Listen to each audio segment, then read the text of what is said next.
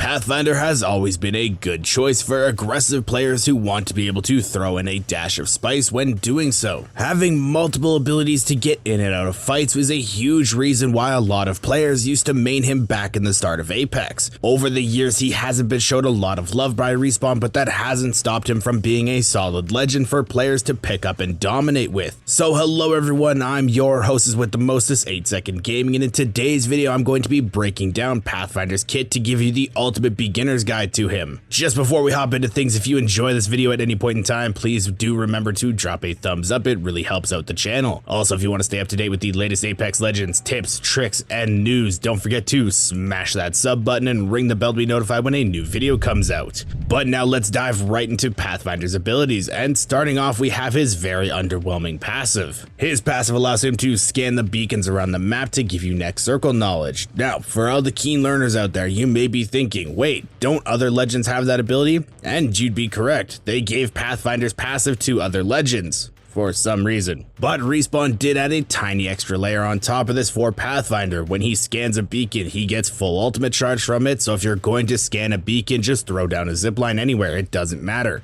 And you also get 10 seconds off the cooldown of your ultimate that stacks in game, so the more beacons you scan, the more time off you have. Another quick tidbit about his passive is if you have another recon legend on your team, say a Bloodhound, and they scan a beacon before you can get to it, you can still go and scan the same beacon and get your ultimate cooldown bonus from it. Alright, now let's hop into the fun part of Pathfinder's kit, and that's his grapple hook. In simplest terms, this is a hook that Pathfinder shoots out in front of him. It connects with whatever terrain it hits first and brings him directly to it. You are able to affect the flight path with some tricks, which I'll cover in a second, but one thing most people don't know is the hook breaks when you are looking 90 degrees away from it, so keep that in mind when I'm talking about these techniques. Alright, so now let's go over a few grapple tricks. Some have names, some don't. First off is a mega grapple. This is where you shoot your grapple at the ground in front of you. As soon as it connects with the ground, you hit jump. You'll know when the grapple hits the ground as soon as you see sparks fly out. Hitting jump just makes it so you aren't pulled directly to the grapple and you can get some extra distance and speed from it. This is your main tool when playing Pathfinder, as a lot of other techniques can be used from this basic one. You can do it as far or as close to you as you want. You'll get different speeds depending on the grapple distance. You can also change it slightly by doing a straight over the top grapple or move your camera to swing around the side a little bit. One isn't better than the other, and over time you'll get a feel for what one you like using.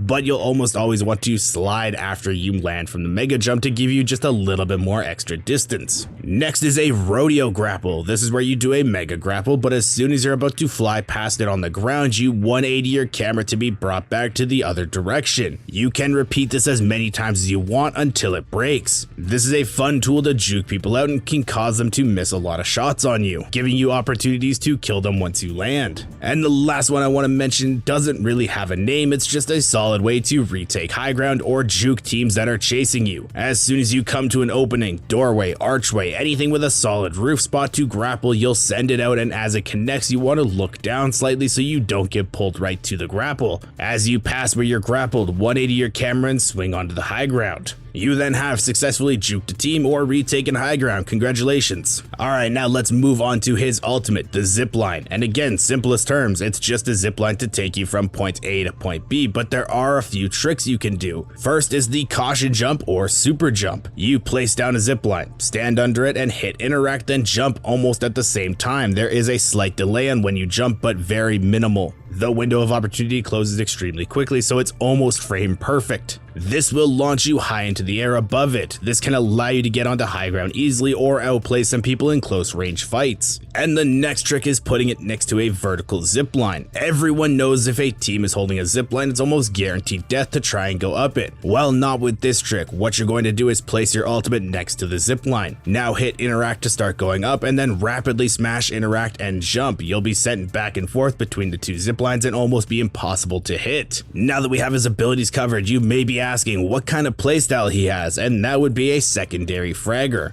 meaning you aren't the first into fights. You follow up with your Wraith or Octane as the second one into the fight. You also want to try to be as close as you can to the support most of the time so that they can't be singled out. Your multiple forms of movement allow for a very flexible playstyle, but this is where he is best on the team. Now, do be careful because Pathfinder does have some weaknesses, one of them being his hitbox. He is still very big, and inside of buildings he feels like a fridge, so be careful when fighting indoors. And next is his grapple cooldown time. The longer the distance you go when grappling, the longer the cooldown is, so you can be caught out after a long grapple if you aren't aware of your surroundings. Now, some people might be thinking that Pathfinder sounds fun, but they don't know what team comps he fits in, and to be fair, he fits into almost all team comps. He is a very flexible legend with some team support on his ultimate. He can take the spot of a Valkyrie or Bloodhound as the recon legend and be an asset to most teams. But you will also want to be running a specific loadout when you're playing Pathfinder, this being one with medium range poke potential but solid up close shredding when the time comes to grapple into a team. For this, I'd say your go-to loadout should be an